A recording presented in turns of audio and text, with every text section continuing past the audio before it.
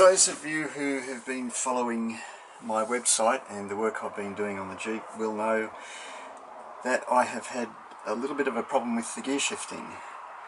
The problem basically was that going into second gear from first was sometimes impossible because something was locking it out, and yeah, so I've been on a fairly steep learning curve about this gearbox. The Warner T84 as fitted to the Willys MB and Ford GPW.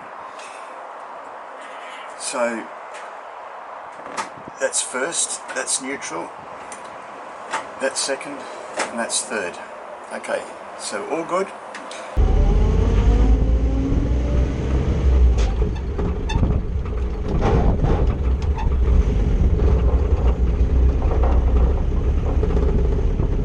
Now, sometimes it won't go into second, and I've actually been able to work out how to simulate this fault. So we're in first, now we're locked, and I will explain the reason why, but first we'll have a look at how the gearbox works. The way it works is there's two shift rails. I've only got one here to show you, so I've drawn the other one in, but it goes like that.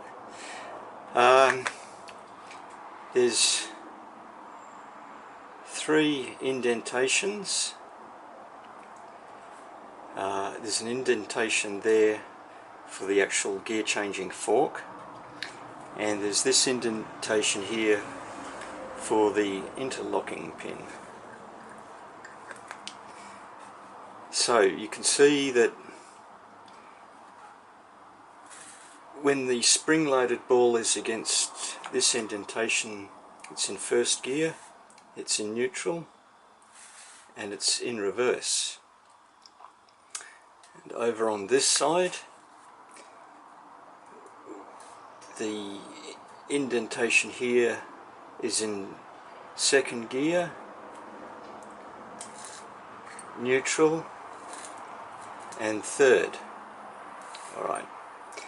And the gear shift lever engages with these slots milled into the shift rail, so as you swing it from side to side it will engage one of the two slots. There's a little bit more to it, but we'll get to that. Alright, so the purpose of this interlocking pin, and this is the key to the whole problem, is that it's intended to prevent it being basically put into the wrong combination of gears. So what you're trying to do is to prevent you going into second or third while you're in first or reverse, and vice versa. And the way it does it is with this indentation and this pin, as I've said. So this is neutral, so the pin can sit in this indentation and this rail is free to move like that. Okay, now say we're in first gear, so now the spring and the ball's engaged up here,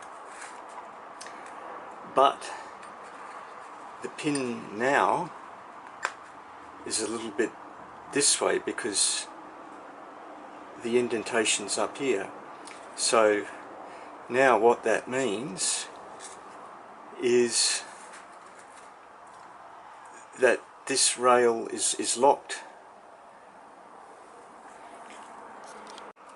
Because the pin is now in this indentation, it's locked the shaft, so it can't move out of neutral on this side, and therefore you can't go into second and third.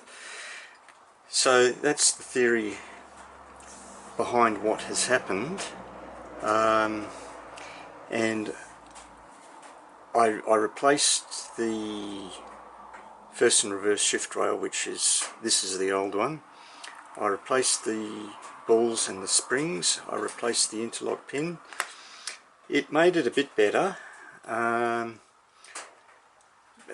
replaced the balls and the springs because if there's not enough pressure against these indents or detents, it might not sort of fully lock into where it should. So you might sort of have it sitting here when it should actually lock in there, kind of thing. So we'll have a look inside the gearbox, and I'll be able to explain what the real cause of the problem was.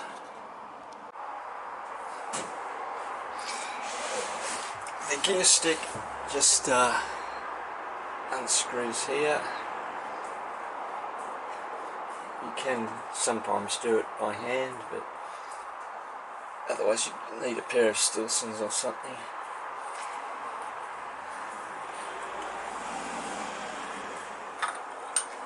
So it just sits in that cast iron tower, so it can pivot from side to side or front to back, and that's what engages with the shift plate and the shift rails. So I'll just put that over here. Alright, I've taken the bolts out and I'll get the top off now.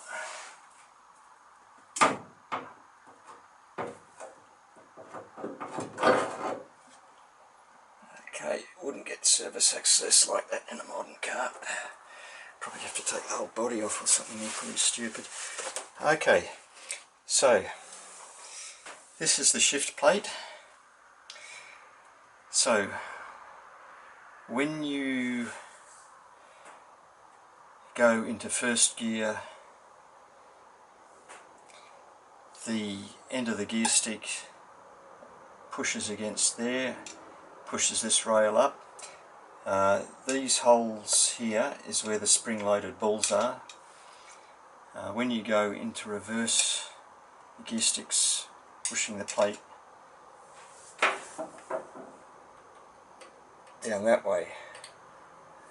So the plate can move like that. And when you're going into second and third, the end of the gear stick is actuating directly on the shift rails.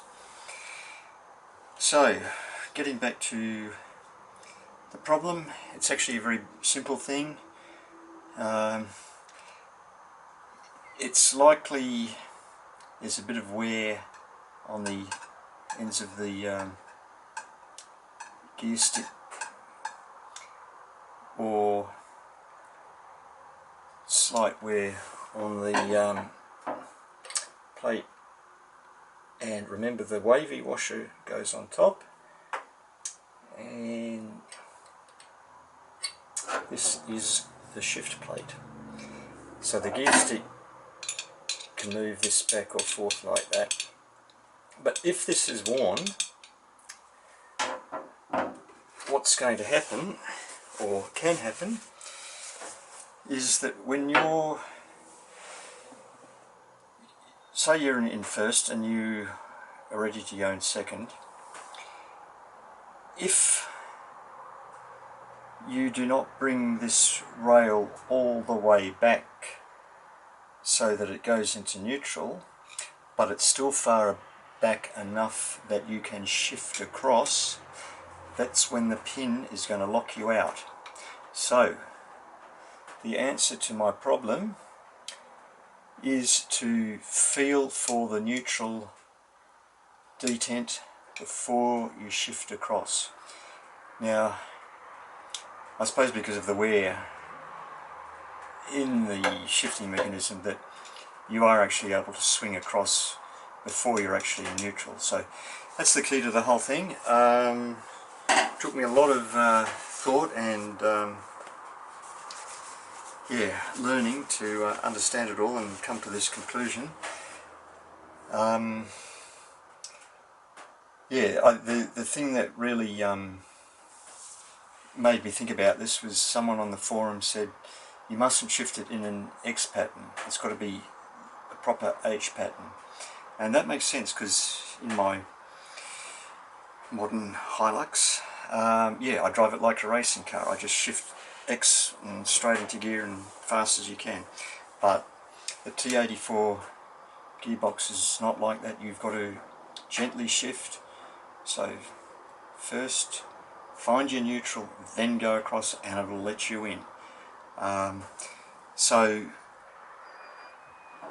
the answer to fixing it is I can either keep driving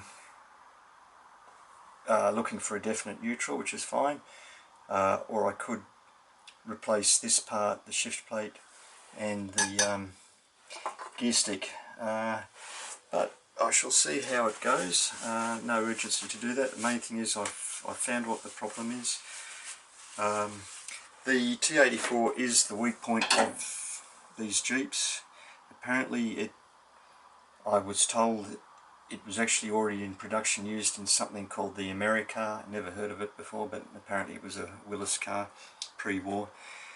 So they had it in production, that's what they put in these Jeeps. It's not a strong gearbox, and post-war in the CJs they introduced the T90 gearbox, which is a good deal stronger, and yeah, I would assume it probably doesn't have that problems, but there it is. So that's the insides of a T84 gearbox.